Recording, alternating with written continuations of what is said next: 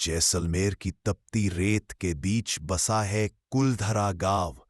कभी यह पालीवाल ब्राह्मणों की समृद्ध बस्ती थी, लेकिन कहते हैं कि एक ही रात में पूरा गांव खाली हो गया।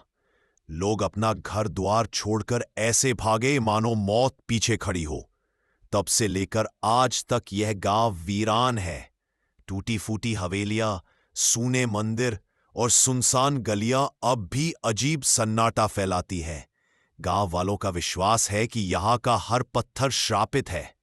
जो भी यहां रात गुजारता है वह या तो पागल हो जाता है या जिंदा नहीं बचता। जयपुर से आए 4 दोस्त समीर, अदिति, करण और रिया हॉरर वीडियोस बनाने के शौकीन थे। समीर बोला, दोस्तों इस बार कुछ बड़ा करते हैं। कुलधरा गांव में पूरी रात रुकेंगे और कैमरे में सब रिकॉर्ड करेंगे। रिया घबराकर बोली, लोग कहते हैं वहां श्राप है, कहीं सच में कुछ हो गया तो? करण हंसकर बोला, डरने की क्या बात, सब अफवाहें हैं, हमें बस वीडियो चाहिए। अदिति बोली, ठीक है, लेकिन अगर कुछ हुआ तो इसकी जिम्मेदारी तुम्हारी होगी समीर। शाम होते होते वे गाड़ी से कुलधरा पहुंचे।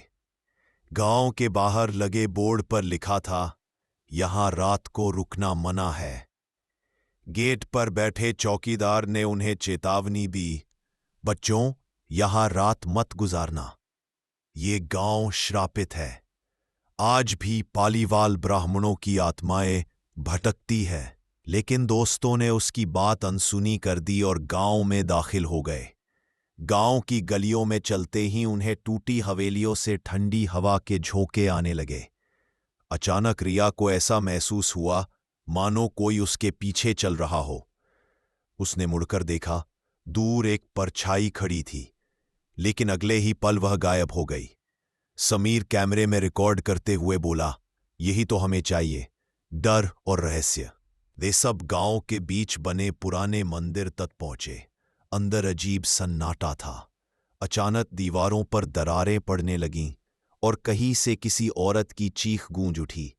अदिति कांपते हुए बोली, ये आवाज किसकी थी? करण बोला, शायद हवा होगी। लेकिन तभी सामने की दीवार पर खून से लिखा दिखाई दिया, यहां से चले जाओ। गांव के कोने पर उन्हें एक बुजुर्ग साधु मिला। उसने कहा, तुम्हें यहां नहीं आना चाहिए था। सैकड़ों साल पहले यहां पालीवाल ब्राह्मण रहते थे। जैसलमेर का दीवान गांव की एक लड़की से शादी करना चाहता था।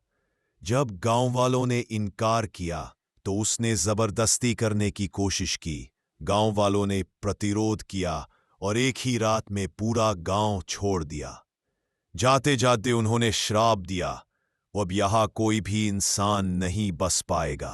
तब से यह गांव वीरान है और उस लड़की की आत्मा आज भी यहां भटक रही है। रात गहराते ही माहौल और डरावना हो गया। अचानक हवेलियों से आवाजें आने लगीं, बच्चों के रोने की, औरतों के चीखने की। रिया कांपकर बोली, मुझे लग रहा है कोई हमें देख रहा है। तभी चारों ने देखा, सामने वाली हवेली की खिड़की पर एक औरत खड़ी थी। उसके लंबे बाल हवा में उड़ रहे थे और उसकी आंखें खून से लाल थीं। वह औरत अचानक उनके सामने आ गई। उसका चेहरा जला हुआ था और उसकी कराहती आवाज गूंज रही। औरत चीखी, मैं वही हूं जिसे दीवान छूना चाहता था। मैं अब भी चैन से नहीं सो पाई। इतना कहते ही हवेली की दीवारों से दर्जनों परछाइयां निकल आईं। अचानक करण का गला दबने लगा। वह हवा में उठ गया। उसकी चीख गूंज उठी और अगले ही पल उसका शरीर जमीन पर गिर पड़ा, निर्जीव। रिया डर से चीख पड़ी और भागने लगी, लेकिन गांव की गली अपने आप बंद हो गई। अदिति और समीर उसे पकड़ने गए। तभी आत्माओं ने उन्हें चारों ओर से घेर लिया। आत्माएं हंस रही थीं। हमने कहा था यह भूमि श्रापित है, जो यहां आएगा वह जिंदा नहीं बचेगा। रिया अचानक गिर पड़ी। उसके शरीर में आत्माओं ने कब्जा कर लिया। उसकी आंखें लाल हो गईं और वह वही प्राचीन भाषा बोलने लगी। अदिति रोते हुए बोली, रिया, होश में आओ। लेकिन रिया अब इंसान नहीं रही थी। समीर ने कैमरे की ओर देखते हुए कहा, अगर हम न बचे तो ये वीडियो दुनिया को बताएगा कि कुलधरा सचमुच भूतिया है। तभी लाल आंखों वाली औरत उसके सामने आई और बोली, तुम्हारा यहां आना हमारे। उसने समीर के शरीर को आग की लपटों में घेर लिया। उसकी चीख इतनी भयानक थी कि अदिति बेहोश हो गई। सुबह जब स्थानीय लोग गांव पहुंचे तो उन्हें सिर्फ अदिति बेहोश हालत में मिली। बाकी तीनों, समीर, करण और रिया, कहीं नहीं थे।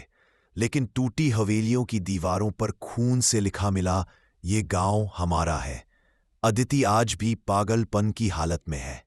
वह बार बार सिर्फ एक ही वाक्य दोहराती है, वो औरत हमें लेने आई थी। आज भी कुलधरा गांव वीरान पड़ा है। रात को यहां से औरतों की चीखें और बच्चों की सिसकियां सुनाई देती हैं। लोग कहते हैं कि अगर आप ध्यान से सुने तो हवेली की खिड़की से वही औरत झांकती दिखाई देती है, लाल आंखों वाली, अधजली दुल्हन। और यही याद दिलाती है कि कुलधरा पर अब भी श्राप का साया है।